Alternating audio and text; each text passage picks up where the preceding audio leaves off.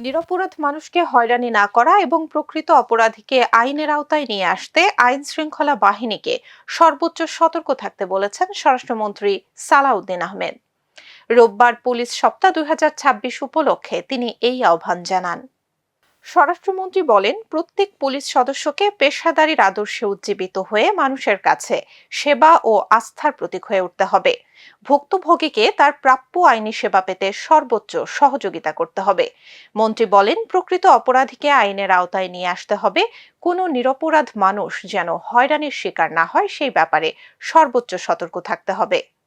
এদিকে পুলিশ মহাপরিদর্শক বলেন, প্রযুক্তিগত সক্ষমতা বৃদ্ধি ও আধুনিকায়নের মাধ্যমে পুলিশের কার্যক্রমকে আরও জনবান্ধব, গতিশীল ও জবাবদিহিমূলক করতে অঙ্গীকারবদ্ধ পুলিশ।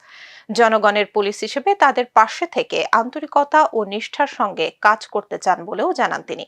এবারের পুলিশ সপ্তাহের স্লোগান নির্ধারণ করা হয়েছে, আমার পুলিশ আমার দেশ, সবার আগে বাংলাদেশ।